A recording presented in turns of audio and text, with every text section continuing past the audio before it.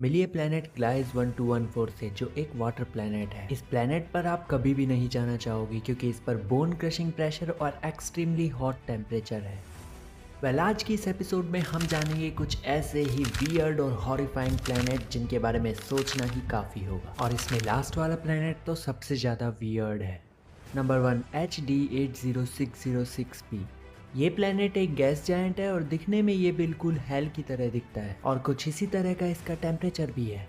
यहाँ पर टेम्परेचर 500 से 1200 डिग्री सेंटीग्रेड केवल कुछ घंटों में पहुँच जाता है। और अगर आप इसकी डार्क साइड के बारे में सोच रहे हैं तो मिस्टीरियसली वो साइड इसकी ब्राइट साइड से भी ज़्यादा गर्म है। यहाँ पर टेम्परेचर 1200 डिग्री के भी पार चले जाता है, जो कि वॉल्केनो के लावा से भी ज़्यादा गर्म है। अगर आप इस प्लेनेट की पॉइजनस गैसेज और एक्सट्रीम टेम्परेचर से बचना चाहते हैं तो चलिए चलते हैं अगले प्लेनेट पर।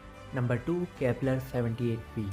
आपने केपलर टेलीस्कोप द्वारा डिस्कवर किए गए हैबिटेबल प्लैनेट्स के बारे में तो जरूर सुना होगा। इसी टेलीस्कोप ने इस हेलिश प्लैनेट को भी डिस्कवर किया है। इसका टेम्परेचर करीब 2056 डिग्री सेंटीग्रेड है। साथ ही इसके सरफेस पर लावा की मात्रा भी बहुत अधिक है। कुछ साइंटिस्ट्स के अनुसार तो इस तरह के टेम्परेचर वाला प्लैनेट एग्जिस्ट ही नहीं करना चाहिए। नंबर 3, 55 कैंग्री ई। इस प्लैनेट को डायमंड प्लैनेट भी कहा जाता है। इसका एटमॉस्फेयर कार्बन से बना है और ये अपने होस्ट स्टार के काफी क्लोज है। इस वजह से इसका टेम्परेचर 1700 डिग्री सेंटीग्रेड है। इसके टाइडली लॉक्ड होने के बावजूद भी नाइट साइड का टेम्परेचर 1100 डिग्री सेंटीग्रेड है। Number 4, कोरोट 2b। ये भी एक गैस जायंट है जो हमारी अर्थ से 1200 लाइट ईयर्स दूर है। इसका टेम्परेचर 1800 डिग्री फ़ारेनहाइट है, जो मेटल को मेल्ट करने के लिए काफ़ी है। Number 5, HD 189773b। ये प्लेनेट हमारी अर्थ से 64 लाइट ईयर्स दूर है। दिखने में ये डीप ब्लू कलर के मार्बल की तरह दिखता है। अगर आप इस प्लेनेट पर विजिट करेंगे तो जल्द ही रिग्रेट करेंगे। यहाँ का टेम्परेचर 1300 डिग्री सेंटीग्रेड है और हवाएं 8700 किलोमीटर पर आवर की स्पीड से चलती है। इन सब के साथ ही यहाँ पर ग्लास रेन भी होती है। Number 6, TOI 849b।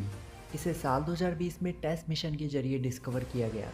ये प्लेनेट अपने स्टार के इतना नज़दीक है कि केवल 18 घंटे में एक साल पूरा हो जाता है। इसका टेम्परेचर 1530 डिग्री सेंटीग्रेड है। वियर्डेस्ट थिंग ये है कि ये नेपच्यून के साइज का ही है, फिर भी रॉकी प्लेनेट है। इसलिए ये प्लेनेट अब तक का खोजा गया सबसे बड़ा रॉकी प्लेनेट बन जाता है। Number 7, TRES 2b।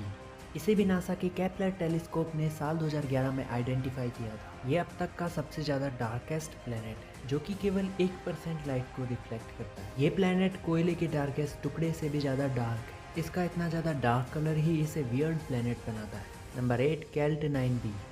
ये ultra hot Jupiter type planet है जो कई स्टार्स से भी ज़्यादा गर्म है। इसका सरफेस टेम्परेचर 4300 डिग्री सेंटीग्रेड तक पहुंच जाता है। यहाँ तक कि हमारे सन का टेम्परेचर भी 5500 डिग्री सेंटीग्रेड है। Number 9, wasp 76b।